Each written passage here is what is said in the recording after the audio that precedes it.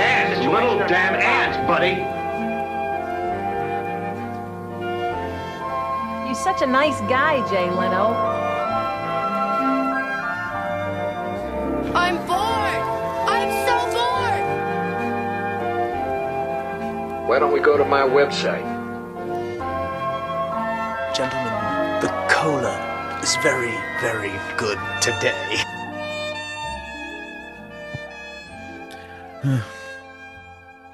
You know, Gordon, I haven't partaken in the Reefer, but this movie it doesn't make it seem that good. Yeah. Is this about to be an episode with two people that haven't smoked Oh, you haven't marijuana? smoked? No, I haven't. Oh, that's Was that great. was that sarcastic from you, or was that Oh, it genuine? was like I was doing a bit, but also I haven't smoked before. I Okay, haven't done so weed. this is gonna be a real interesting situation here. Just No, like, we both just immediately believe. It's like, wow, that's what happens. I know I mean, this is why I haven't. No, Mhm. have you seen the original Reefer Madness? I have not, though I really want to after we record. I watched it, I think last year at the cinema. We showed it on 420. Nice. And I was like, well, it's if there's ever a time to see it, it's now and here. See it in the theater, experience it, all that. It's certainly not this. Yeah. It's just like a 60-minute propaganda movie, but it more or less follows the plot of it to some degree or another. But and then I guess follow-up question: had you seen this before? I have not seen this before. Yeah, so I picked this for this month. I only did one movie that I'd seen before, the and this was one of the ones where it was this is the last one I picked for the month because I knew I wanted to do a musical, but I just kept like going through all the different like TV movie musicals and thinking it's like, oh, do I want to do the shitty Music Man with Michael Broderick, or do I want to do the Fantastics, or do I want to do this or that or this or that? And it's just like but I eventually just settled on this because I have a few friends who absolutely love and it's just like it just seemed fun and it's just like I want to see Reefer Madness the musical. I heard good things and And yet, it's good. It's a good musical. you know what? Those people were right. This is, to me, the best movie we've done all year, and the best Wow. movie we've done for a while. Like even dipping into last year, I really loved this. I was really into this. That's like it's certainly one of the best movies we've seen this year, but I didn't think it was well, it's like even more than Friends, even more I than mean, it just beat out More Than Friends, just beat out Fool's Fire, Martha, Brian's Song. Mhm. Like it was tough, but very good. I was very into this movie. Yeah, we clearly both had a great time. So let's get that rundown and just get into the movie. Yes, we are talking about Reefer Madness, the movie musical from 2005, directed by Andy Fickman, a director of interesting note, also the director of, among other things, the direct-to-video teen sex comedy Who's Your Daddy, She's the Man, The Game Oh, Plan, Race to Witch Mountain, ooh, uh, You Again, Parental Guidance, which is Billy Crystal, Bette Midler, Marissa Tomei, Tom Everett Scott movie. Paul Blart Mall Cop 2. oh, Pl- Playing with Fire. One True Loves, whatever that is. And then something that doesn't have a Wikipedia page called Don't Turn Out the Lights from 2024. oh, And also, as far as TV movies, as well as this, he did Christmas dot dot dot again? Question hey, mark like exclamation point. from 2 weeks ago. Yeah. A lot of TV, like a lot of these like Disney shows that he did a handful of episodes of, Mhm. 32 episodes of Liv and Maddie. Everything else is like one or four or seven. Or some of Okay. these, I guess it says he did all episodes of Kevin Can Wait. So there's the Kevin James connection with Paul Blart Mall Cop too, Oh, and all apparently he episodes of something called The Crew. Also Kevin James. apparently he directed Kevin James' stand-up special from 2018 called Never Don't Give Up. Seems to be maybe a Kevin James. Honestly, you know what? Kevin James would have been good in this movie. I don't know where, but if you could get like He could a be 2000, Ralph. I mean, but the guy who plays Ralph is so good. I'm Honestly, not. you know what? Kevin James would have been good as one of the parents in the like framing device. Oh, like Mr. Pulaski or whatever his name was. Yeah. Just like get him as one of the concerned parents Kaczynski. and there. Yeah. I don't know. I feel like Kevin James, I think, is in general untapped potential as far as like being in good things. Hmm. He probably has a musical role in him, Oh, I'm but sure. I'm sure he would be like surprisingly very good in a musical of some sort. I don't know, I, but we're I already getting far afield. I feel like though that Kevin James like is too far gone by this point. Like Maybe, but he did Solo Mio this year, which is a movie directed by eight Mormon brothers. is that true? That is true. Though I Eight? think like technically I think like each of the brothers is credited as like a different role, but like it's a filmmaking group of eight brothers. Oh wow, yeah, eight. That and their brother-in-law. Eight Mormon brothers and their brother-in-law Oh, Jeff. and Jeff. That's oh, I mean, it was an Angel Studios movie. Yeah, it Uh, was. but I don't know. I think there's potential. I think someone can just tap into that, a la Uncut Gems or whatever. There's something there. Wait, did I make up that they're Mormon? I'm looking through. I didn't see that in the brief blurb on Wikipedia, but I don't see any religious specification, but I'm pretty well, sure that this is a fair. very much Mormon coded thing. Yes. The movie was written by Kevin Murphy and Dan Studney, based on their 1998 musical, which was in turn based on the 1936 propaganda film Reefer Madness, also known as Tell Your Children.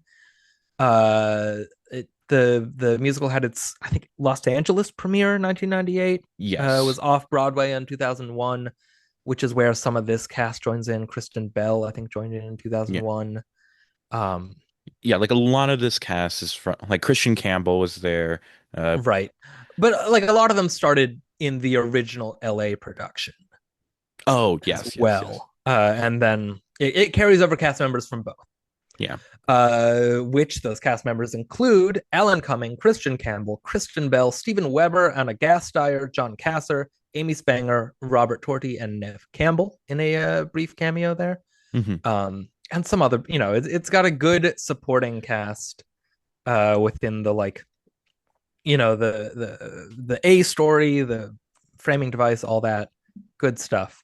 Hmm. The movie premiered January 2005 at the Sundance Film Festival and then was broadcast on Showtime April 16th, 2005. Airing opposite it on ABC was an episode of the Little House on the Prairie miniseries from 2005, and then the first hour of Spy Kids 2. Oh. On CBS, there was The Price is Right $1,000,000 Spectacular and an episode of CSI. On Fox, you had 2 episodes of Cops and an episode of America's Most Wanted. On NBC, you had an episode of LAX and then Law and Order SVU. LAX, I did a little bit of a deep dive on their Wikipedia page.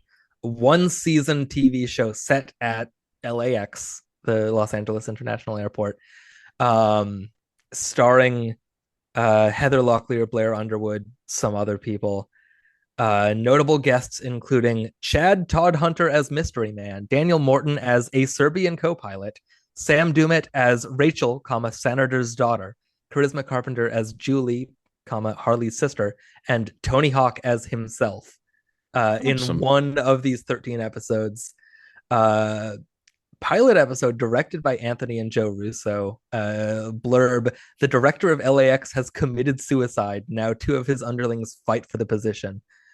Some of these episodes seem kind of wild. The police search for a robber dressed as Santa Claus. Eddie applies for a job as Harley's assistant. Roger gets kicked out of his house because of his gambling addiction. What was but this the called? episode LAX. Okay. Apparently, the show was frequently the butt of comedic jokes due to its poor ratings, including Jay Leno, who remarked that the show was, quote, so bad that the actual Los Angeles airport is thinking of changing its name to avoid being associated with the show. Great job. The opening theme to the opening theme song was Mr. Blue Sky. Also, exterior shots for the pilot episode were filmed in Texas, maybe at Dallas Fort Worth or Fort Worth Alliance. Sources differ apparently, but they couldn't even shoot at LAX. Well, That's yeah. It's just so fun. Like you can't even get like an establishing shot of LAX proper. Like, come on now. Homeland Security puts LAX on high alert. A man leaves his senile old mother at the airport. That's one of the episodes. Oh no. But yeah, this aired opposite the final episode, Senator's Daughter, which probably includes Sam Dumet as Rachel, Senator's daughter. Not even the senator or a senator, just Senator's daughter. Yeah. Anyway, Roger has an affair with his wife's divorce attorney. The teenage daughter of a senator has brought home an illegal souvenir from Amsterdam. Harley whoa. thinks about an offer she received to run the Dallas Fort Worth International Airport. There's a lot of emphasis on Dallas Fort Worth in LAX, huh? It's You like wouldn't even have to go anywhere; just go outside and you're there. maybe that's where they originally wanted it to be, but then it's like NBC was like, no, we have to cater to the Hollywood elite, make it LAX. I would imagine probably not, but you never know. And You that never finale know. was directed by Joe Russo specifically. Yes, it was, and the episode prior was directed by Anthony Russo, so they Mhm. they took turns. None of the other directors or writers here are anyone I recognize by name, I don't think. I feel like Scott Brazil is somebody. I don't know why. Maybe it's just the fact that the last his last name is, Brazil. But It does not seem to be looking at his oh, you passed away at short. 50. That's unfortunate. Well, yeah. Anyway, Executive that's producer on The Shield. yeah, that's something. Mhm. That's the rundown. That is our basics. Let's talk about the movie Reefer Madness, the musical, or the movie musical, excuse me. Reefer Madness Um, movie musical. Get it fucking right. yes. So we open with we're in 1936, I imagine. Yeah, Mhm. when the movie comes out.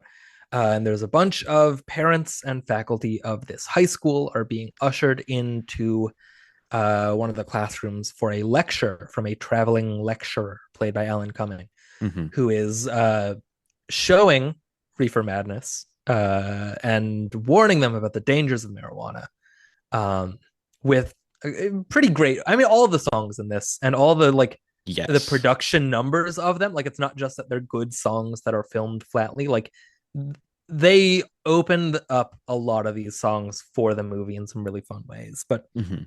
the title track, Reefer Madness, is very fun. You've got a bunch of like zombie high schoolers breaking into Yes. the building Yeah, like to get the parents, and Alan Cumming like fighting them off is very fun as he's singing Reefer Madness. just an incredible way to start this musical, and it's just like and it should just be mentioned, it's like the songs are written by the people who did Heather's the Musical and That Boy Oh, and that makes sense. Legally Blonde, and it's like, well, these aren't like, anyway, that I won't get into like which one did which, but it's like, it is like, you could tell that these are people who know what they're doing, and it's like, it is great work for them. Yeah. No, that's the songs. I mean, I don't even know if I have a single favorite song in the show because they're all very good. But that opening, it's just a really fun sequence. There's a really fun moment in it where there's like a woman backed up against a chalkboard, and like Mhm. the whole wall just breaks out as she gets torn through. Yeah. So, like arms come through and just rip out a whole chunk of the wall. Yeah. It's fun. It's a fun. It really is a captivating opening sequence that gets you on board for the kind of tone of the whole movie. And specifically, Alan Cumming is so fucking hot, as specifically Oh as the guy who's like running the presentation. yeah. Like the Oh yeah. glasses like are so good on him. I mean, Helen Cumming hot generally, but yeah, Yes. it really is very. I mean, a lot of people in this movie looking maybe Oh they're yeah. the best they've ever looked Oh yeah. in things. Especially Um, Nev Campbell. It's just like oh yeah, she's she was really. so good. I mean, everyone in this movie is great. Everyone is performing great. Everyone like knows what the movie is. Like, Yeah. especially the two leads, Christian Campbell and Kristen Bell, are so good at the like, chipper, Leave It to Beaver style, like, you know, good American teenager, and then the like descend into the spoiled and ruined by marijuana. Exactly. They're so good at like letting us know that they're in on it without like overtly winking to camera. Like this is, I mean, it's a very winking movie, but the performances themselves are not winking. Like they're not Yeah. like, over exaggerating things. They're playing it as straight as they can while also like, well, I don't know. There is Yeah. one It especially sort of hammy performance you could say, but it's also the best performance in the movie. Uh, we'll talk about it. but but yeah, it's just like they're all on the same page here, and it's just like especially like Jimmy has a lot of these like little moments where it's like he goes like extremely like Leave It to Beaver type thing, where it's just like when what's his name, Jack, Yeah, uh yeah, when he like comes to him in the diner or the Five and Dime, and it's like he's like Jimmy, that's Jimmy Cagney, and Christian or Jimmy like looks off and it's like, boy, I wish. It's just yeah, it's like so good. little lines like that. And it's just like it's just everybody's like pitch perfect here. Yeah, it is truly like kind of lightning in a bottle in terms of like there is not a lot of like ironic gesturing in this movie. In the sense that like nobody here seems embarrassed to be in it. Everyone seems very dedicated to the part, and it you kind of need that. You can't have anyone being even a little bit like hamming it up too far for it to like not work, because then the whole thing falls apart because it's no longer like I don't know that I'm trying to think of an example that like doesn't work, and now I can't think of something. Hmm. But like it really does thread the needle of the obvious like larger than life parody, but also really nailing the like tenor of a 1930s propaganda, and specifically the original Reefer Madness. Like they just hit it all right on the head. Yeah, it's Uh, like these are people who like they're acting as people who are making a bad movie, and it's just like, but it's like it's yes. perfectly on tone with what they're going for. One I had a couple things I wanted to bring up from that like opening scene of the framing device before we move into like the main story of it. I love the bit where I ended up not taking a lot of notes on this movie because I was just like watching it and enjoying it. Hmm. But I like the bit where Alan Cumming is talking about, he holds up the joint and he's like, this, they don't, there's no needles or powders. It's just this. Seems like an ordinary, perfectly harmless cigarette that we all enjoyed when we were teenagers. But no, it's danger. I just thought that was a fun. Yeah, Uh, it's a good script. I imagine a lot of this just comes over from the musical because it's they're adapting yeah. their own show, but it's very tight. And then I also liked the bit where one of the parents has the flyer that's being handed out, and she's trying to pronounce marijuana, and she's like, "Mari Jew," and she gets like really like taken aback at like, is this Jewish as well as Mexican? Like, do you know how to say this word? I don't speak Mexican, but I just really liked the Jew sort of aside. It was a Yeah. good bit. It, Um, yeah, there's so like most of my notes are just like little quotes here and there, and it's just because it really is just a movie where it's like you just get into it, and it's just like it's just it's just fun. It's just a fun I, time. I like. I don't want to spoil. Like, I want people listening out there to go watch this movie. It's extremely available. It's on Tubi. It's on Zumo TV. We're back to that. We're back to XUMO Zumo TV. It's on Um, Amazon Prime Video. It's on right. lots Yeah. of things. It's very available, and like Amazon, I think is you have to rent it maybe, but like No. Tubi and Zumo and some of those others, it's streaming for free. So like go, do yourself a favor and watch this movie because you will have a very good time with it. You will really enjoy it. Another bit of like line reading that I really love is so you have the sort of like very obvious thing where they're reading Romeo and Juliet and the great song Yes. Romeo and Juliet, where they're talking about like we haven't finished the play, but like I bet you they grow old and they get married and they have a bunch of kids and we're gonna be just like Romeo and Juliet. While you have Shakespeare officiating their wedding in the fantasy, and he's like, wait, no, he's like sort of like waving them off, like, wait a second, no, that's not it. But like he doesn't get a word in. Mhm. I mean, and that's a great song too. But I love the way that both of them pronounce it Romeo and Juliet.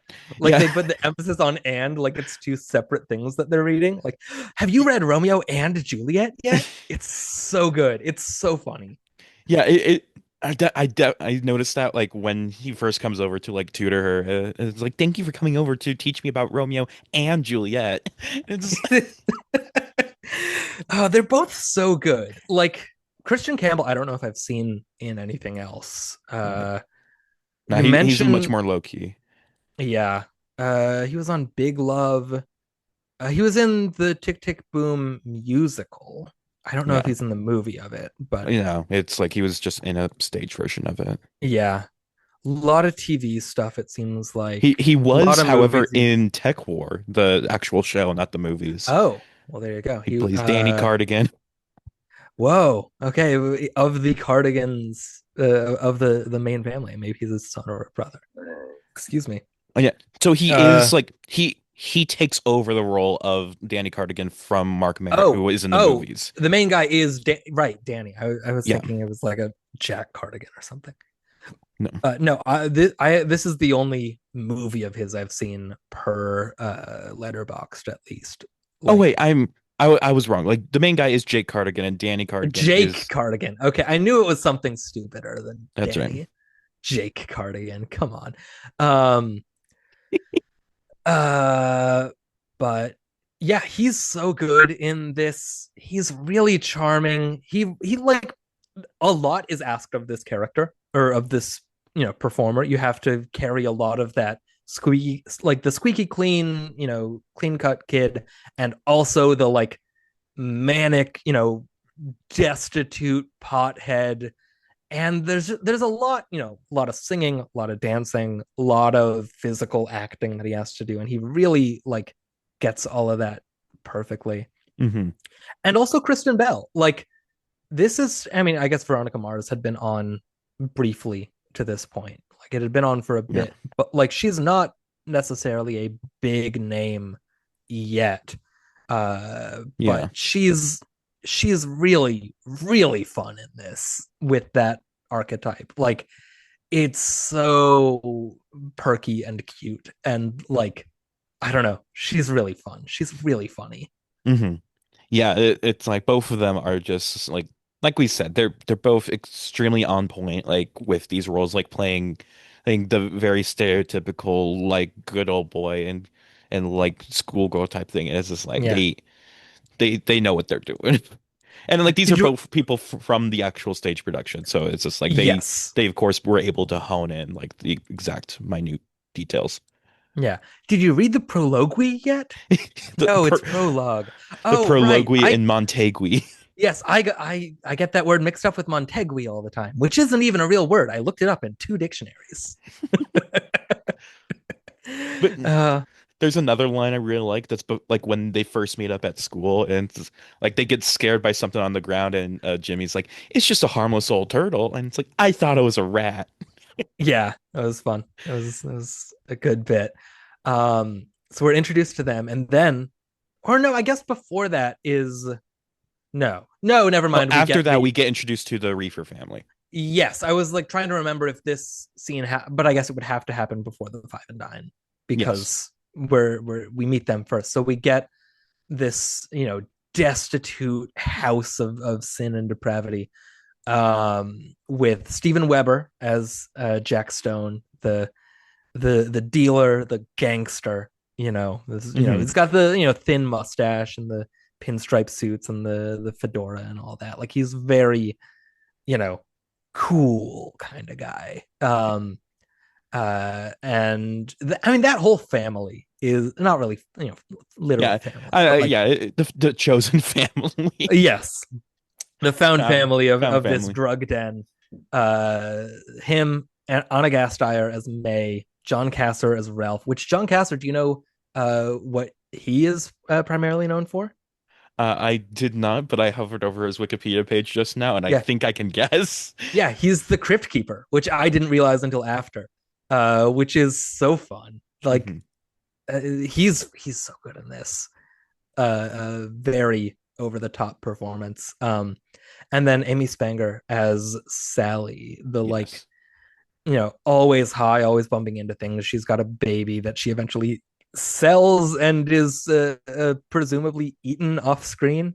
Hmm. Um, But she has another but one on the way. Don't worry. yes, right before she lights up another joint. Very good. But yeah, I mean that whole group is we're introduced to them. We're introduced to Jack as going out and luring in high schoolers to get them high just because he's evil. Hmm. And Anna Gasteyer has a song here. Why are we not putting Anna Gasteyer in every musical? Her voice is Absolutely. incredible. Like I didn't know she could do that. Like she's just so you know, so the audience knows, she's also currently a Tony nominee this year for the stage version of Schmigadoon. Oh, well, there you go. I think this is her first Tony nomination too. But she does a lot of theater work, but it just like isn't the like doesn't get the chance to do it on screen that much. Though she was also in, I believe, um, what was it? A Christmas Story the musical. They had Christmas Story Live. She was in that as well, and There you go. that was on NBC or whatever in 2017. But yeah, oh, she was Yeah, also in Grease Live as well. oh, cool. Looking at just her theater credits, I mean, she's done a lot. Oh, she got cast in this, or maybe in the New York production. I don't remember because they saw her doing Rocky Horror Show as Columbia Hmm. on Broadway, and they're like, oh well, she's great, but she's done Funny Girl, Kimberly Akimbo, Hair, Wicked, Three Penny Opera, Wicked again on Broadway. Hmm. The first one was in Chicago, and then carried Yeah, over to Broadway as Elphaba, which I yeah. didn't realize she was in the casting history of Elphaba. She was Miss Hannigan in Annie, which makes all the sense in the world. Once Upon a Mattress, Hmm. and then yeah, Schmigadoon, and I skipped over some others there, but Skipped over uh, Passion, which is a great musical. right. Uh, Um, but yeah, I mean, put her in more movie musicals because she has a great voice and a great presence. Like, she's the one that when I said that, someone here is the best performance in this movie and the best performance we've talked about on the show in a while, like, it's Anna Gasteyer. She's incredible in this movie. she's Like, really good. I mean, and not just for the singing voice, which is great. She has this song, The Stuff, and then later she has some other bits of other songs, but like, she's so funny. She's the like, battered gangster's mall who always is like acting like she's gonna, this is the moment she's finally gonna, talk back to her man and, leave him. And then she doesn't. And she's got these great, like, turning her head, like, oh, big dramatic, like, reactions to things. It's so good. She's incredible in this. Hmm. I love her here. I'm just realizing, like, the thing about her career, it's like she was on SNL from like 1996 to 2002, and then immediately just goes all in on theater. Like immediately after she leaves SNL, she plays Fanny Bryson, Funny Girl, and then goes on Yeah. to do Hair and Wicked and everything. And it's just like good for her. I'd like get out of that place, get some real roles. Yeah. And not She that has SNL was bad, but it's just like because she is great on SNL as well. Oh But yeah, one of the great cast members of that show, just like period. She mhm. doesn't do a lot of movies in general, although she was in Paul Blart Mall Cop 2. Oh, oh, what Um, a weird like two-pronged connection there. yeah, I mean, I bet it's probably like more so that he's calling in a favor than anything. He's got a new there's a new movie coming up that she's in. called You Deserve Each Other. That's a Okay. Amazon movie. Penn Badgley and Megan Fahey seem to like uh, ahead of planned nuptials. Both members of a couple suffer from cold feet, and they try to goad each other into canceling the wedding. Those two, Natalie Morales, Justin Long, Kyle MacLachlan, and Anna Gasteyer as seemingly Penn Badgley's parents. Yeah. And then Hope Davis is in this. Hope Davis and Lisa I guess Lisa Gilroy is Megan Fahey's sister, and then Hope Davis is probably her mom. That's well, I mean, they have, at least for the Wikipedia page, different surnames. I'm not Oh seeing wait, anyone else on this wait, cast list with I don't know why I Fahey's read it as surname. Duncan as like it's Westfield. Her name's Westfield. Yes, So she doesn't have parents, I guess. but no, this seems, at the very least, that cast is interesting. Yeah. Are these directors anyone I know? Mark Silverstein and Abby Cohn. Uh, Valentine's Day, he's just not that into you. Seems to Oh, be she the wrote. first. She's a writer. Yes, Okay. they both have written other things, but this is the first time either of them have directed anything. But Oh I don't wait, know. no, they directed I Feel Pretty, the Amy Schumer comedy. Oh, right. I was just seeing that they only had one, green bar for yes at the bottom of their filmography, so I was just assuming it was this. I didn't read the title. Yeah, But yeah, that could be, theoretically could be something. Mhm. Oh, well, Megan Fahey's did originally have a father in the movie, but it was Timothy Busfield, and then he got edited out of the movie because of accusations. Oh, fun. So that character is no longer in the movie. Womp womp. But yeah, Anna Gasteyer, incredible in this movie. Best part of the movie. Was always happy anytime she did literally anything. I was just sort of like squealing, like, yeah, fuck yeah. Keep going. So good. But yeah, her song, The Stuff, is great. Probably the best performed song in the movie, if just because like she's singing it completely straight. Like she's doing it like Yeah, just like a regular, sort the of best not acted song in the movie. Yes. It also has a great sort of colorful punchline to it, where like the whole thing she's singing as she's like slinking up the stairs, talking about how like she used to be good, and then Jack, gave her, got her hooked on pot, and now she's, bad, and it's the stuff. And then she has like this one big crescendo as she sticks her head out the window of like, it helps numb me when Jack gets me high and rapes me.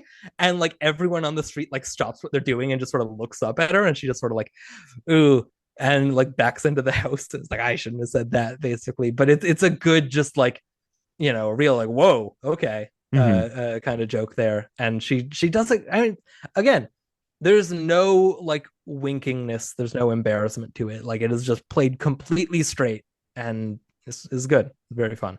Yes, like she's just incredible in this movie. Yeah. And then after this, we go to the Five and Die. I think, but no, before that, there's another cutaway to the lecture where what's his name?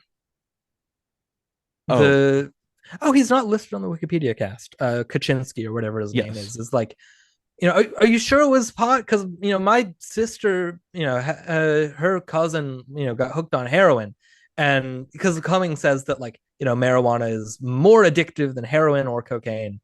And then I just another line I wrote down from Alan Cumming. Oh, would that it had been mere heroin. Yes. And like tamps him down and is like, oh, what's your name's Kaczynski? What is that? Russian? Basically is like, are you a communist? Are you a dirty communist? Or are you gonna sit there and listen to what I tell you and just take it as fact? Mhm. Or are you some free thinking communist? And gets him to back down just off that.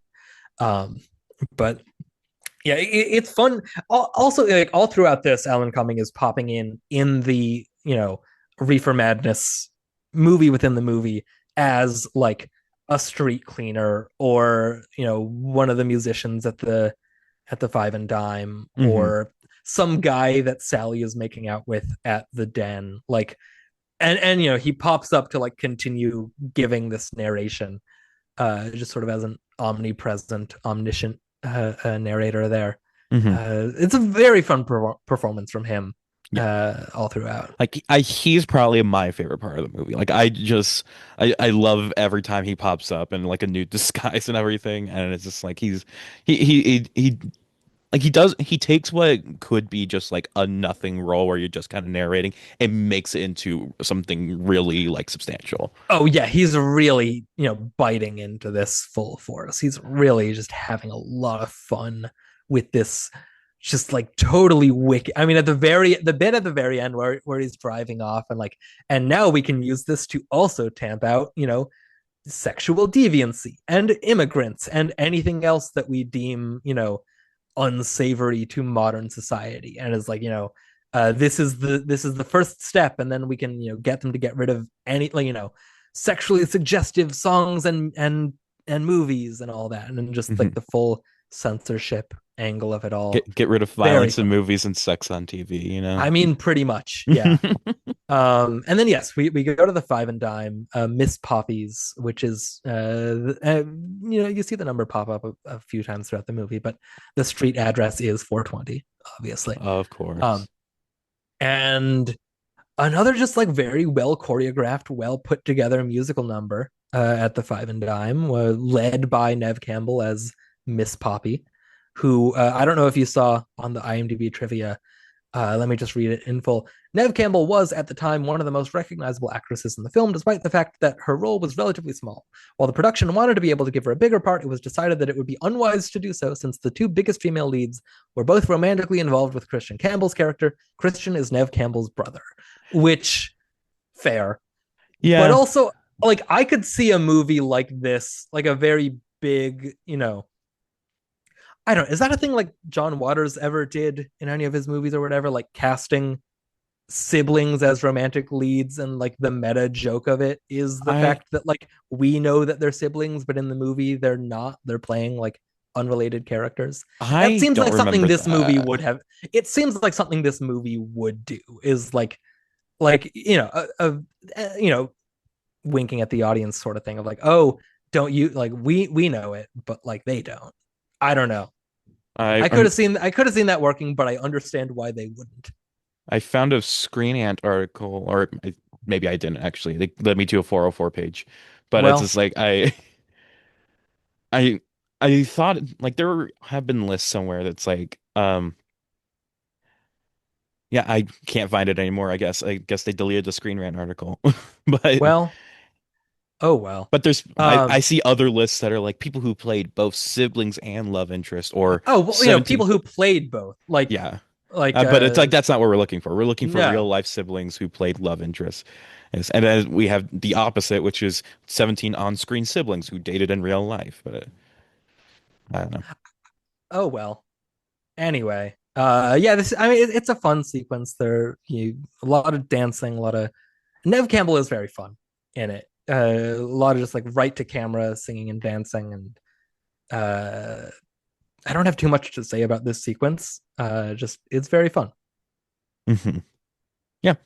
Yeah, I did the write down one line though from Jimmy's friend talking about Mary, Kristen Bell's character. He calls her one slinky piece of homework, an E flat Dillinger, a hop and a skip to Tasty Town. I sure wouldn't mind taking a bite out of that tomato. Which is the dialogue is very. They do a good job of capturing the like 30s, 40s kind of like of way of talking Mhm. without going like it's just the right level of like heightened without being so like cutesy and like over the top to the point that it's kind of grating. mhm. Yeah, it's like it's definitely like being incredibly just on the nose with like how like over the top the like 30s slang and everything is, but it's always fun. And I like the bit where Mary tells Jimmy that there's like a dance contest that FDR is going to be in town for, and Jimmy's like, "Wow, my dad says he's a labor appeasing Supreme Court packing Bolshevik." oh, I found something with the previous thing where apparently in Spirits of the Dead, the Roger Vadim sequence had Jane Fonda and Peter Fonda played like two nobles who it was in I think incestuous in the movie, but it's like they were Oh, also like in love with each other then. well, there But you go. and also in the movie Freaks, you have the two dwarves who are in the movie, and it's like they are siblings in real life, but in the movie they have them play love interest because they're probably the only ones they could find. That makes sense. Mhm. Yeah. I was gonna say something just now, and I forgot what. Oh, yeah, Freaks. Was there ever a Freaks the musical? Did I make that up? I don't think so. Just like speaking of like exploitation, early movies, like I guess that's a 20s movie, not a 30s movie, but still, Yeah. like that Well, seems no, like Freaks is something. 32. Oh, okay, never mind then. So exploitation movies of the 30s that have like a cult following, that seems like something that like someone could have adapted in this kind of way Like as well, even if it's not like propaganda to the same degree that Reefer Madness is, where we're playing with that. I don't know. yeah, I don't see any like musical adaptations or anything. Or like And even like a tongue-in-cheek remake in quotes. well, I don't know. there's movie remakes and stuff, but nothing like a musical or anything. Like there's Okay, Freaks has inspired two unofficial remakes, 67 She Freak and 2007's Freak Show, and then of course like sure. American Horror Story season Freak Show, Yeah. but like no like we haven't seen any stage adaptations. No, yeah. At a certain point, those are just like playing with the general concept of the freak show, not necessarily like Freaks 1932 Todd Browning specifically. Exactly. And there's oh, I forget Sideshow. There's a movie about like conjoined twins, and it's just like or a musical about conjoined twins. That's like a popular musical. Sure, sure. Yeah, but it's not Um, like any way related to Freaks. I think it's a true story even. well, there you go. Um, Um, it's a but I really think great. Steven Weber is like maybe the only cast member here that I mean, he does have some singing, but he doesn't have a solo song, right? Does yeah, Jack have a? But he he doesn't have a does. song. He does at the very least get a very just like fun tango with him and Nev Campbell, where like the Yes. lights get all red and like their costumes change. She's in like this, sultry sort of like tango dress, I guess, and they're just like dancing around the five and dime. To sort of like to lure Jimmy in to give him dancing lessons. That's one of the great lines at the end near the I think it's in one of the songs where it's like, and to think this is all just because I wanted swing dance lessons. Because that's what Jack uses to lure him over for it's just going to be 30 minutes, and then no, give him one joint and he's hooked for life, and his whole life falls apart. and um and also like later on there's a point when he's trying to bring a new kid and then the kid like runs away after seeing something in the house and it's just like don't you still want those dancing lessons? It's like yeah, it's always dancing lessons. That's what he does. I think that's even from the original. I don't remember specifically, but I think that might be from Reefer Madness proper. um And at this point, I have very few notes left in my notes, app, just because I was just watching the movie. But I at the end of the five and dime sequence, you get another Alan Cumming pop in, where he's like one of the jazz musicians, and he's walking outside, and he's talking about, how jazz music is also, evil and of marijuana because weed slows down the jazz musicians' perception of time, allowing them to sneak in unnecessary grace notes, and sexually excite white women. And this woman passes by this, there's like a guy playing saxophone on the street, and she just like stops and rips open her shirt and starts rubbing her chest, like swooning over this guy just like in the middle of the road. It's very funny. hmm yeah, that scene was really funny. But and I also kind of am lacking on notes after that dance scene. Like I wrote down Nev Campbell is so gorgeous, and then it's like I have four notes for the rest of the movie. I have two. Two, like, and three of them are quotes. It's like Oh yeah, yeah. Both of mine are. One of them is like a line, a lyric, and then one of them is just a quote. But like, it also helps because we said we kind of don't want to spoil the experience of watching the movie, and there's a lot of stuff in the back half that like you kind of have to experience for yourself.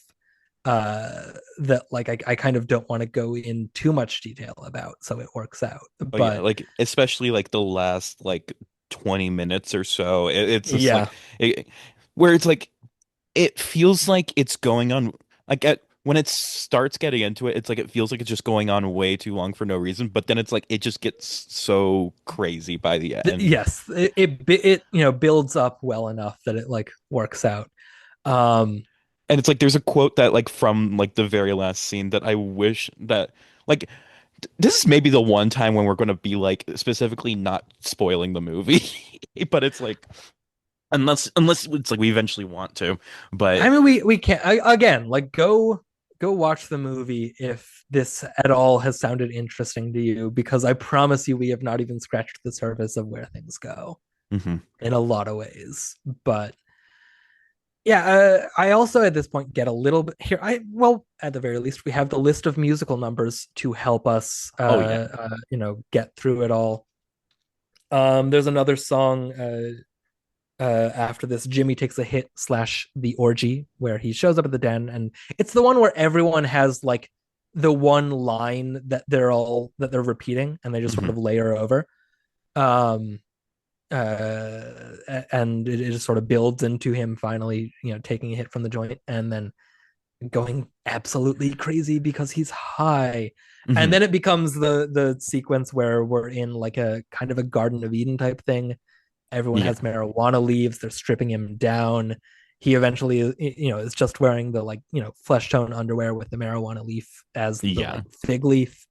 Um, and like Sally is seducing him. You get Alan Cumming as Malak, as the goat man, as he's credited, seducing him into getting high again.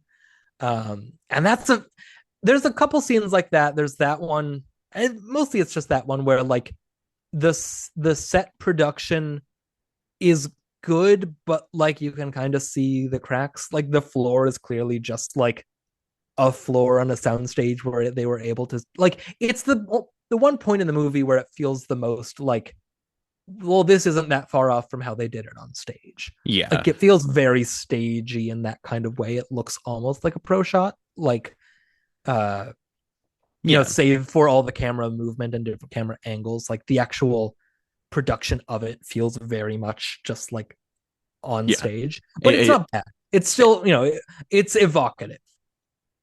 yeah, it definitely feels like directly from stage just created. Like they put the straight choreography on there, but it's still like it's still a great scene. It's still a great number, Yeah. and it's just a great like big dance scene. It's I love dance scenes. Dance scenes are so fun. Yeah. We got so many great ones in this movie, but that is certainly like a really big fun one. Yes. And then Uh, after Jimmy gets hooked on the reefer, we go over to the church where I'm not sure if there's another scene in there, but the I next mean, song a is lot of, just going at this point, we're kind of just going through the musical numbers because we don't have the like scenes written down. And these are all also interspersed with more cuts back to the lecturer and everything. But yeah, you have Lonely Pew, which is the ballad kind of where Mary is singing about how like, she feels lonely at church because Jimmy's gone and now he's, it's the oh least oh like, you do get a scene though, like when he's like hooked on the reefer, he's like shaken up and everything, and it's like she talks to him and it's like, hey, I wanted to rehearse our dance scene for the big dance or whatever, or and then it's like you and then he like kisses her and it's like, Was that your tongue?" And it was just like yeah. she just gets shocked and like runs off. Yeah, And that's somewhere around here too. yeah, that was like I don't. right before this. Is it right before? Okay, yeah, I that think makes there might sense. be a cut back to the lecture hall, but then we go back to the when we go back to the Yeah, movie, then she's at the church. yeah. And there's some, there's other jokes and bits in here. There's the point where Sally like, accidentally rests the baby cradle on the oven on the stovetop, and like Mhm. it catches on fire without her realizing, but the baby's okay. Oh For yeah. her to sell it later to Asian man, as he's Oh my. credited. Yes. Yeah. She Um, um in and the then church scene. So Jimmy is in the church specifically to steal money from the Yes, collections box. we cut to later that night. Jimmy and Ralph break in to steal money from the collections, and Ralph gets high with the like baptismal Yeah. He whatever. he says frankincense. Wow. Yeah, and then he lights it up like a bong. Mhm. And then smoke erupts from the mouth of the Jesus statue, and Jimmy is transported to another fantasy sequence in lounge singer heaven, where Joan of Arc comes out and introduces Jesus, who is lowered like you get the platform lowering, and then I like the gag of that he's being lowered and he's like on the cross, Mhm. and like he has to pull down one of his hands because it's stuck. It's stuck on the nail.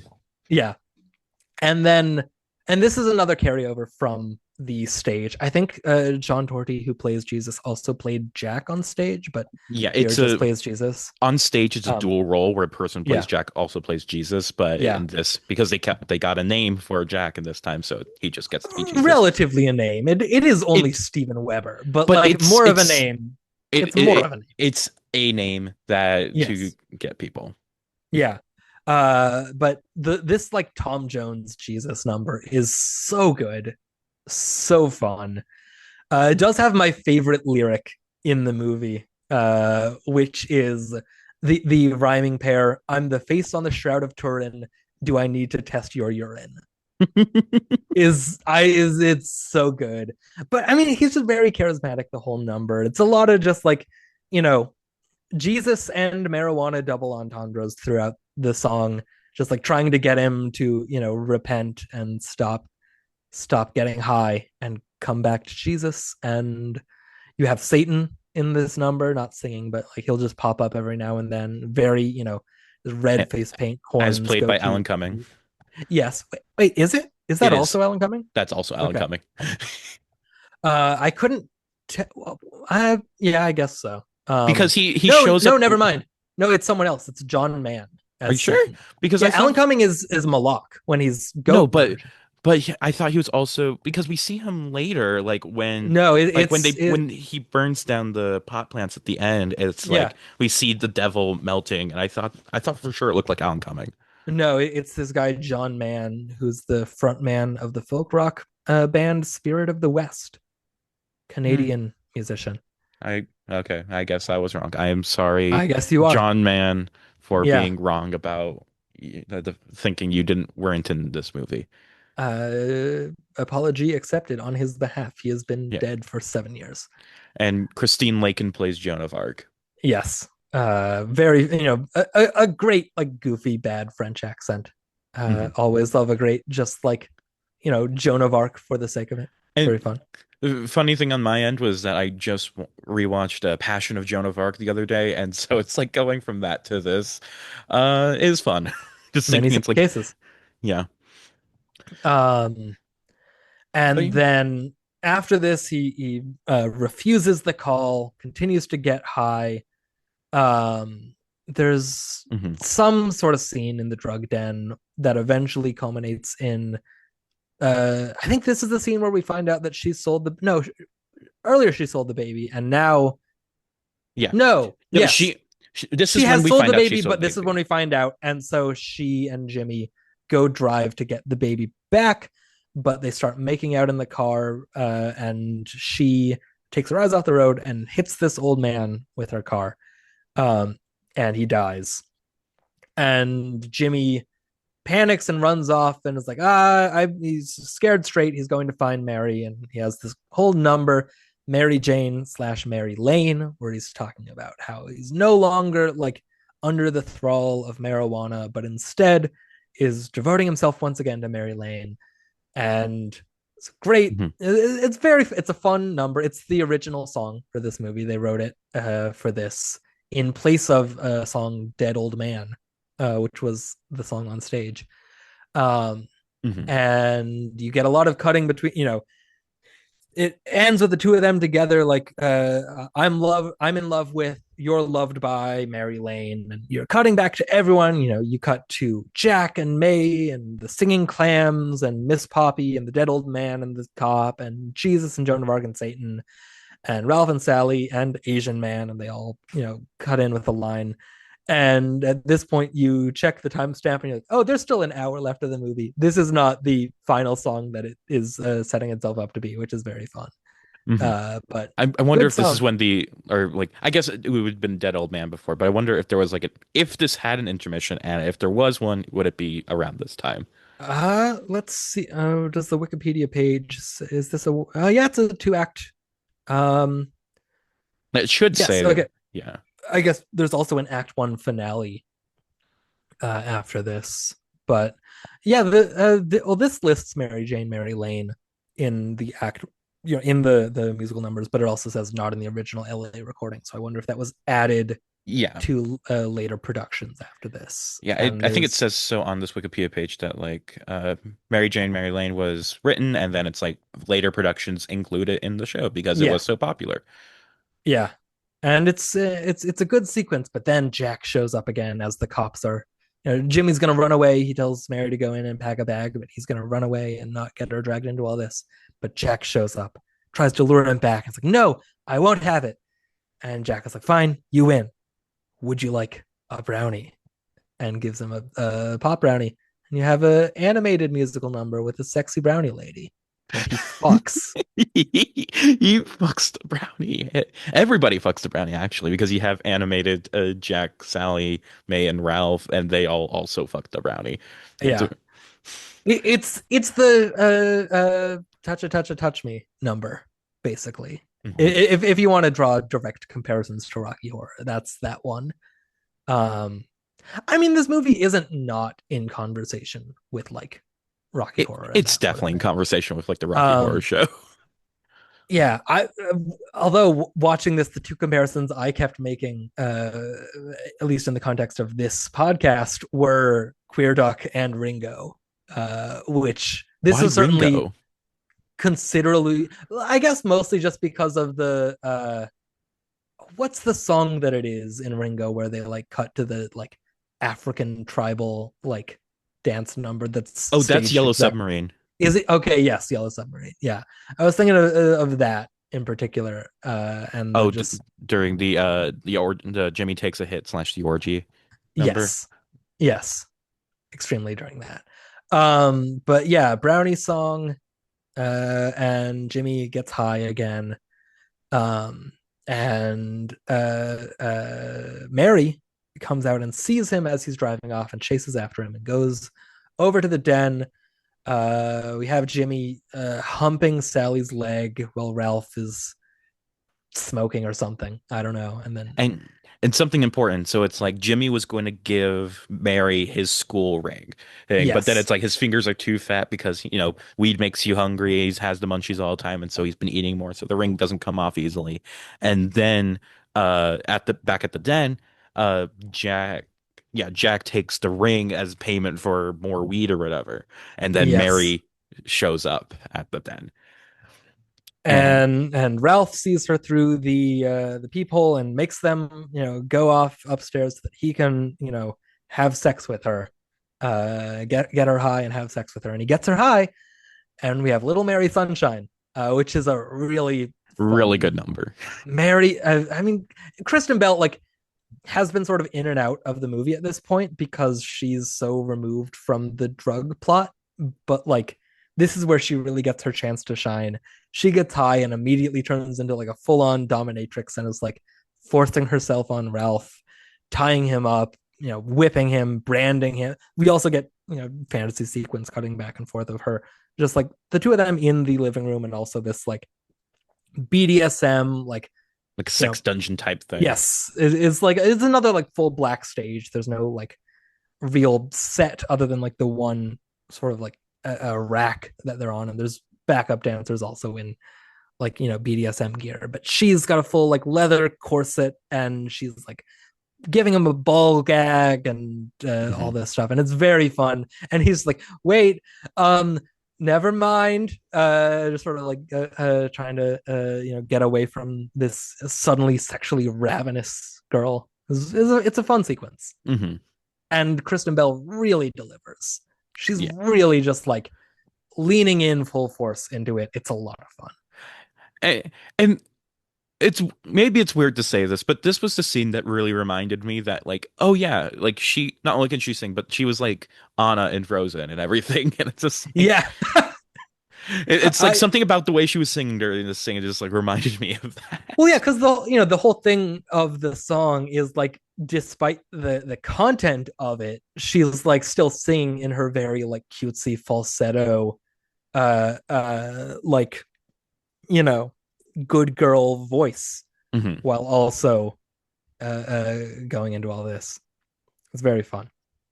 Yeah. And then Jack shows up, and there's a struggle with the gun, and Mary gets shot. A great moment, we're not cutting back to her after the gun is fired, and we're panning around the room, and May is like, well, is everyone okay? And Mary like is holding the bullet wound in her chest and raises her hand and goes, I think I got shot, and then she falls over. Yeah. And great cutaway line from Sally. Oh, she fell down. Um, and then you have Mary's death as she's dying there. And the great like, did you finish reading the play? Did Romeo and Juliet get old and have a lot of kids? And he looks back to Jack and May, and they just shake their heads. No, and he's like, yeah, they got old and they had 6 babies. And she's like, I Yeah. love babies. And they kiss, and then she dies. And he puts the ring on her, and then there's another. Oh, the cops show up, right, and take him away. Even though May is about to, once again, about to stand up to Jack and be like, it's not true what Jack said. He didn't just come in here shooting his gun and laughing. He was here the whole time. And then, she doesn't, and the cops take him away. And then this is when normally like a story would end. It's just like I mean, Jimmy this gets is where Reefer Madness ends. Is you get like a trial, and he gets executed, and that's the end of Reefer Madness 1936 as the cautionary tale. But here's where things get a little different. Something I want to say before we get into the end sequence is just that there are multiple times in this movie where I noticed that they do the like Spike Lee double dolly shot where it's like Oh yeah, Jimmy's standing still but the world is moving around him, and it happens like I think it happens like when he gets the reefer, and it's like when it goes into the orgy scene or when it goes into the Jesus scene as well. But it's just like I just liked seeing that shot and just being like, yeah. it's like it's a Spike Lee shot. Anyway, now we can get into the finale. Yes, and by finale, it's like 6. Well, I guess a lot of these are like compartmentalized within the one finale song, but a lot of different numbers. Yeah, like including the murder song is like 3 different songs. Oh yeah, which is Ralph at a certain point, starts getting a little paranoid about all this. That like he starts seeing like Jimmy as like a zombie scarecrow, and it's all these people like telling Ralph, oh, you murdered me, and all this stuff. And he opens a door, and he sees Mary like in hell, like with Satan, and she's in chains, and she's like, oh, Satan is having sex with me, and it's because you murdered me. And so Ralph is going crazy, and he's also very hungry. And so Jack and May leave to go get food, and when they come back, he has eaten Sally. Yes. Chopped off her head. He's gnawing at her arm, and then I guess murder. The song happens some more. Eventually, Ralph gets shot a few times in the legs and in the chest, and eventually like comes back with a hatchet, and then like gets impaled on the scarecrow pole, I guess. And then May also gets a reprise of murderer, or it's like you murdered me. You just like with all like because Ralph got murdered, and it's just like and she like can't take it anymore and like threatens to kill Jack. And she eventually does. She gets like a long hoe and starts whacking at him behind the couch. He's dead. And then she sees the newspaper. She's covered in blood. Yeah, covered in blood. She sees the newspaper saying that FDR is going to be in town at 6 p.m. and it's 6 p.m. So she runs out into the street covered in blood, beats up a Secret Service agent. There's a great bit with Alan Cumming is like, well, marijuana makes you aggressive and violent, but earlier in the movie, she stomped out her last joint, and so she's no longer under the effects of marijuana. So she like can't beat up the guy that she's trying to beat up, but she does like eventually get past him and throws herself in front of the motorcade, where Alan Cumming as FDR is like, ah, yes, well, I will hear what you're saying, woman covered in blood, and goes with her to the prison to stay Jimmy's execution. And it's a very silly FDR. He's got the full, the wheelchair and the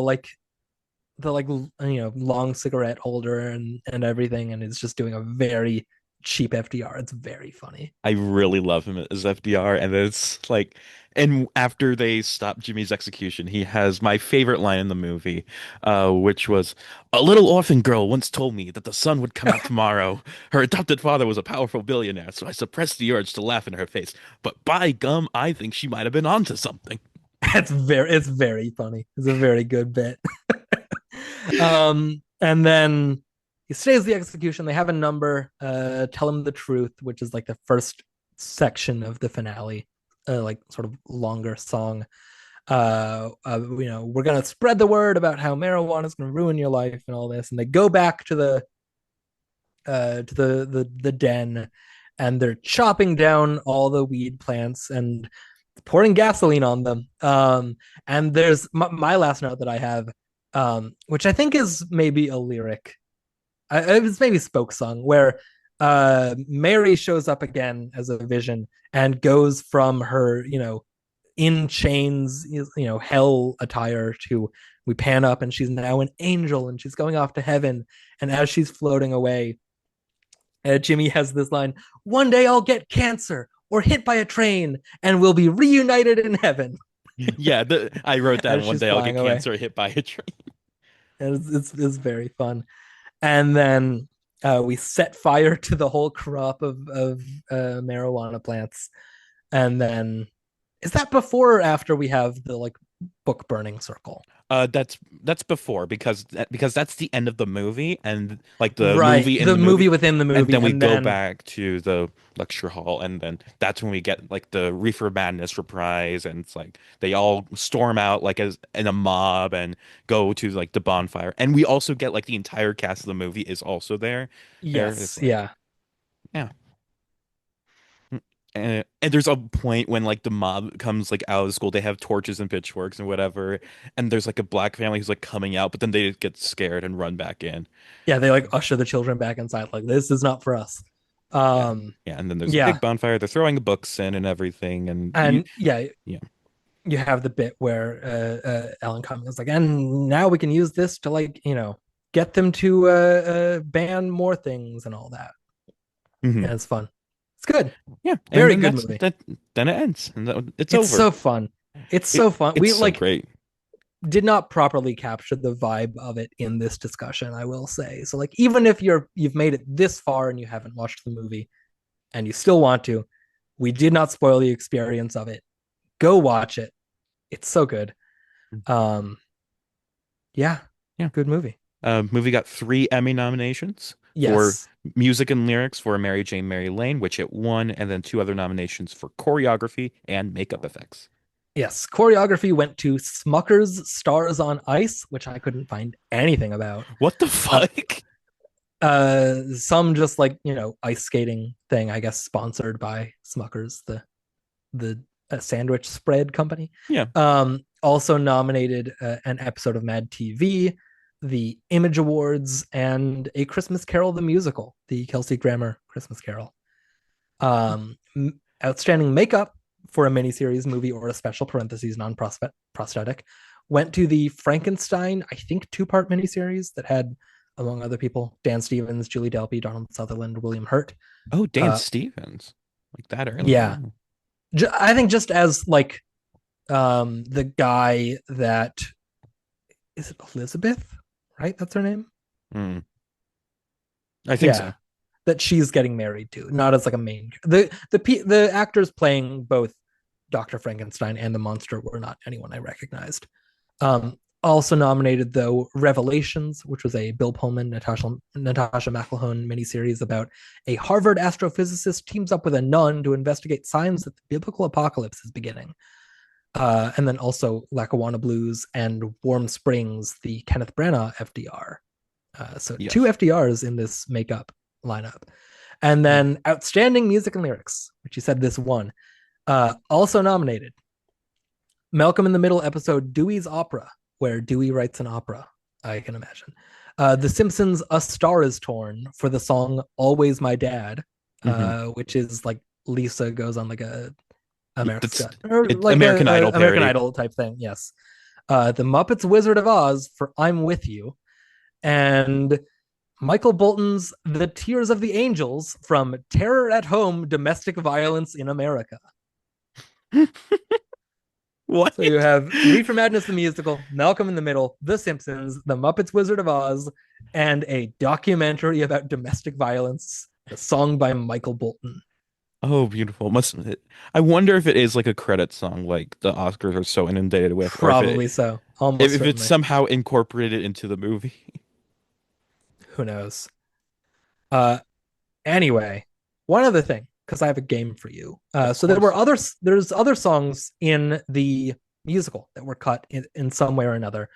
There was a song We Know Best from Jimmy's Parents that was cut 2 weeks into the original run in LA. There was the monkey song where Jimmy, suffering from withdrawal, has a hallucination where he boxes the literal monkey on his back in a match refereed by Sally, which was cut towards the end of the LA run when the show was substantially rewritten in preparation for its move to New York and was replaced by the Brownie song. There's a song, The Trial, also was cut in between LA and New York, and Dead Old Man, which was cut from the movie and replaced by Mary Jane, Mary Lane. So I have for you, how many do I have? 14 musicals where I have picked out 3 mostly songs each that were in the original stage run that were cut for the movie adaptation. And these are specifically, as with Reefer Madness here, movie to musical to movie musical. Okay. So, and some of these are, like, for example, one of the ones I wasn't able to find anything for because they didn't cut any songs was Phantom of the Opera. Okay. Which doesn't originate as a movie, but there was a movie and then a musical and then a movie musical. So some of these count like that, where starts out as where there is a movie, but the original production is something. My Fair Lady also didn't cut any songs, but that starts as the play, and then it is Pygmalion, and then is My Fair Lady on stage, and then is My Fair Lady the movie. So sounds good. I'm curious, like, how many of these I'm going to have seen, because I do have a list of like movies based on musicals based on movies. And it's like, it's a ranked list, and it's like, I have seen a few. I will I've say seen 11. there were not a ton to pull from. So like, outside of Phantom and My Fair Lady, I didn't really cut a lot of ones that will fit. So anyway, start off your 3 songs that were cut from the movie musical: Mama, I'm a Big Girl Now, The Big Dollhouse, and Cooties. Hairspray, yes. And Mama, I'm a Big Girl Now and Cooties are both over the end credits, but they're not in the movie proper. And then Big Dollhouse just isn't in the movie. Your next one, your 3 songs are It Roars, Where Do You Belong, and More Is Better. Ooh, that sounds familiar, but nothing's coming to mind. I do have some others for this because there were other songs that were cut. Go ahead. Fearless, Stop, Whose House Is This, and Do This Thing. Is this Color Purple? No. This is so this one is an original movie at first, I'm pretty sure. Maybe it's actually based on a book, I think. Now that I say that out loud, I think it's maybe. But for all intents and purposes, what is it? Okay, yes. It's based on a 2002 self-help book that then becomes Mean Girls. Mean Girls, yes. Mean Girls. It Roars, Where Do You Belong, More Is Better. That's why I don't remember it, because Mean Girls the musical is bad. Your next movie musical, the 3 songs are Liaisons, In Praise of Women, and The Miller's Son. Miller's son's in the movie, I'm pretty sure. A I little night think it was a music. yes. I think it was a thing where I don't know. I feel like I remember seeing somewhere that was like in like a different I don't know. I don't know. But yes, Anyway, a little you're night music. coming in Correct. here with Sondheim, like I don't know that Well, shit. that's why it's very early on the list. Okay. That's why it's not, number 12 or 13. Okay, Okay. number 4, The Ballad of Title Character, Ah Miss, and Kiss Me Part 1 and 2. Sweeney Todd. Sweeney Todd didn't cut a lot of songs, but it did cut The Ballad of Sweeney Todd. Yeah, Uh, because that's like the intro and like yes, interstitial type thing. yes. Like just didn't need it, even though it's Your like next, a great song. yeah, your next one. Your songs are "I Put My Hand In," "World Take Me Back," and "Love Look in My Window." I put my hand in. World did look in my window. Huh. "World Take Me Back," World "Love Look take in My window." World take me back. Love look in my window. This isn't Dear Evan Hansen, is it? No, No, that's not based on anything. yeah. Your I need to remember it's like based your on other me. Yeah, keep going. your other two cut songs were "The Waiter's Gallop" and "The Polka Contest." Oh, the Waiter's Gallop. I know this. And the polka. Oh, it's Hello Dolly. It is "Hello Dolly," which there Oh, was an adaptation of that book or play or whatever in like 50 something. yeah. Uh, It was the matchmaker on TV, and that. but there was a movie Oh of yeah, it there was also. as I think it had well. like Anthony Perkins in it, the original. That sounds plausible. Yeah. Okay, your next one. "Somebody Gonna Love You." Uh-oh. "African Homeland." Is Oh, this is Color Purple.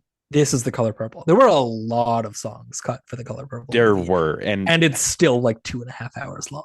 like that Color Purple movie adaptation pissed me off. Like Yeah. it's still a great movie, but also like as a fan of the musical, ugh.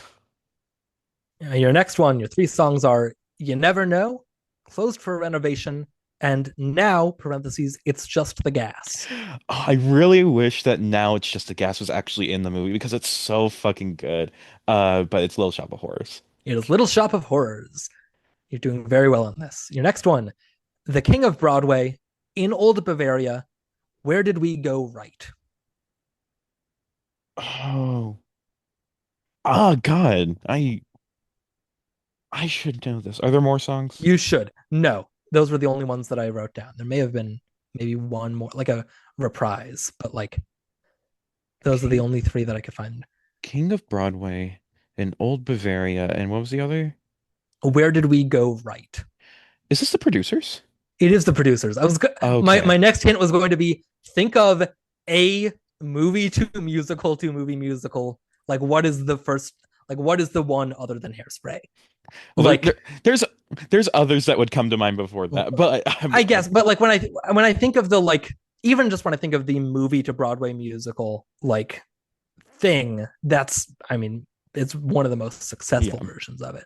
Oh yeah. Your next one, the three songs I picked were "Not Since Chaplin," "The Germans at the Spa," and "Ti Voglio Bene." That that's nine. It That's is nine, 9. baby. Other cut songs include "Movie Themes," "Only with You," "The Script," "9," "The Bells of St. Sebastian," "A Man Like You," "Unusual Way Duet," "Contini Submits," "The Grand Canal," "Simple," "Be on Your Own," "Getting Tall." They cut a lot of songs also for Yeah. 9. Which I really like. Bells of Saint Sebastian and Be on Your Own are two of my favorite musical theater songs, and it's like especially Be on Your Own. I wish that Marianne Cotillard could have sang that song because it's so fucking good, but But she no, didn't. is "My Husband Makes Movies." Yeah, Right? That's which one of is the original ones, right? that's from the original as well. Oh, is it from? No, no. "Take It All" is the one they wrote for Yeah. the movie, Uh, alongside "Be Italian." No, no, Be Italian's from the original. Like "Cinema Be It. Italiano" was the one I was thinking of that was written Yeah, for the movie. yeah. And there's a Be, third one, but I don't remember what it yeah, is. Be Italian used to be part of Ti Voglio Bene, but then they Yes, just made it Be Italian. 9, which is loosely based on 8.5, so Yeah, it counts. it Okay. definitely counts. Yes, "You Should See Yourself," "Too Many Tomorrows," "I'm the Bravest Individual." Is Oh, is this Oliver? No, I didn't put Oliver, although I probably could have. You definitely could have because there was like Uh, a 40s adaptation of the movie or of the book. yes. Um, The other song that was cut here is Baby Dream Your Dream. Sweet Charity? It is Sweet Charity, Oh, which okay. is also based on a Fellini movie. Yeah, it's It's Knights of Cabiria. Cabiria. I didn't put those side by side on purpose, but there you go. Okay. This little girl, I'm so clever, chalk writing. This little girl, I'm so clever. Chalk right. I don't know this one. Your I other ones here, pathetic, loud, telly. I don't know. This one is also originates as a book. The movie is from the 90s. The movie musical was from within the past like 2 or 3 years. Huh? It's a very big musical on stage, like long running, um, And but pitch to adaptation was in families. the adaptation was in the last few years. Yes. I don't, if it did have a theatrical release, it was a very limited one. Oh, so it's a Netflix thing. Yes. But what the fuck was it? It's based on it originates as a children's book. Oh, Matilda. It's Of Matilda. It's course. Matilda. Of course it's Matilda. Okay, we have three more here. Songs are The Fox Hunt, That's How Young I Feel, and My Best Girl Reprise. The Fox Hunt, that's how young I feel. The Fox Hunt is ringing a bell. But I this is another one where it's like the movie isn't really related or it's like isn't really No, related to it the is. This Is one it it? is. Oh. Yes. But the movie musical is not the most. I mean, it's popular, but it's not the most. The movie musical stars a TV icon, Okay, that's very broad.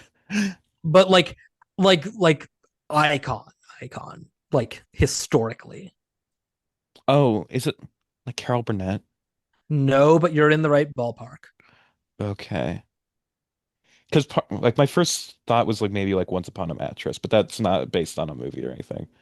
Yeah. Um, The the movie, not the movie musical, but the movie was a many-time Oscar nominee, and I don't think it won any of them.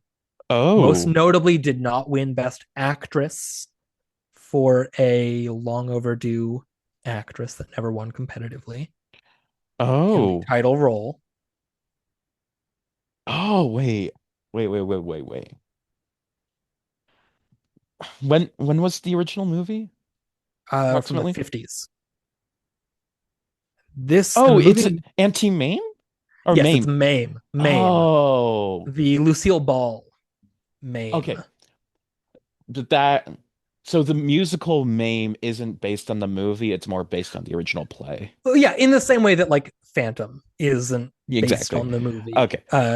Yeah, or Sweeney But Todd that's what I isn't was based trying to on. say Yes. was that yeah, okay. Your next one only cut two songs, so I only have two songs to give you. I Saw Him Once and Dog Eats Dog. Oh my God, I know this. I know this. Dog eats dog, and I knew him once. I Saw Him I Once. saw him once. And this one, kind of similarly to that, the musical is not based on explicitly prior film adaptations. Oh my God, what is it? Dog eats dog is like really ringing in my head, but it's like I can't pull it out. Give me something. I Both the maybe not original, but an adaptation of the movie and the movie musical were both Best Picture nominees. oh Many years apart. oh is it West Side Story? No, Okay. uh, but Um, think other like biggest musicals of all time. biggest musicals of all time. I'm trying because there's not that many musicals that got like Best Picture nominations. So Yes, it's like I've just gotta the try. the movie musical Best Picture nomination, not the most beloved movie.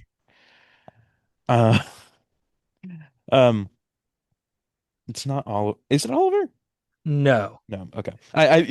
Wait. The way you acted the last time I said it's like you made it clear you didn't put that in there. Um, Yeah. and It yeah, the did original win. Oliver wasn't nominated for Best Picture. No, it did win an acting Oscar. Oh, it won an acting Oscar. My mind keeps going back to West Side Story. But No, but same um, category. oh, supporting actress. Ooh, it's not Chicago. No. Was there a There was a movie? movie Chicago, but what?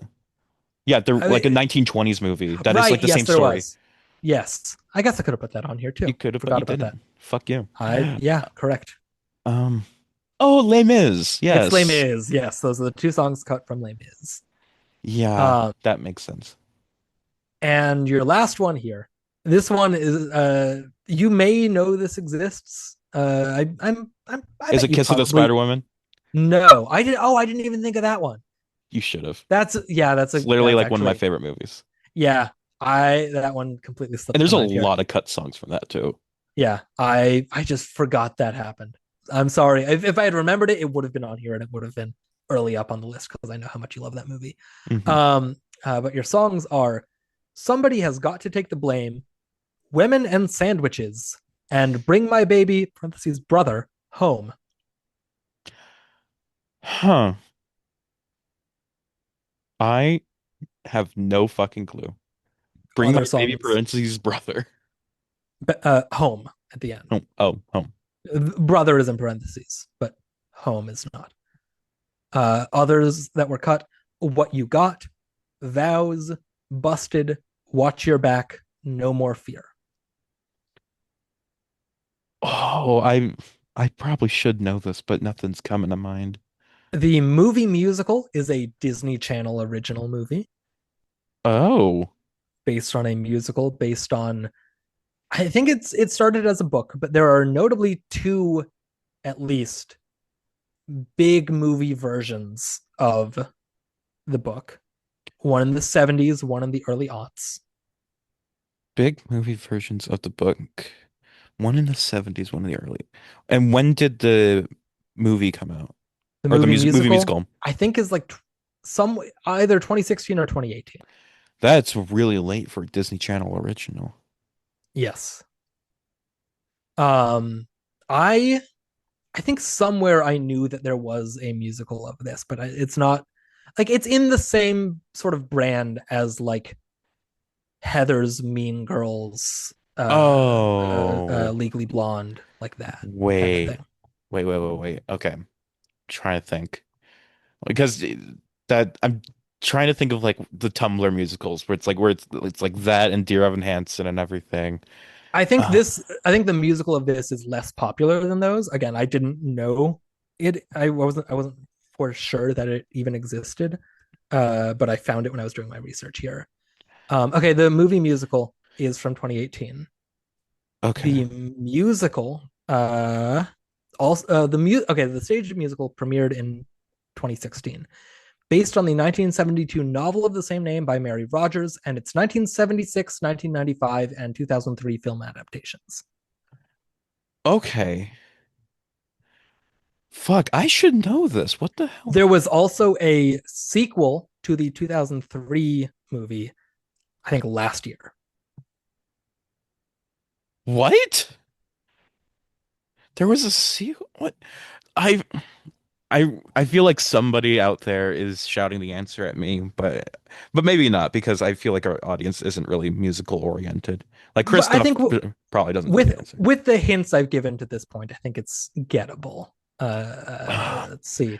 But I The feel like I two should know this already. the 2003 movie stars a huge like teen star of the time But and uh, a nepo baby.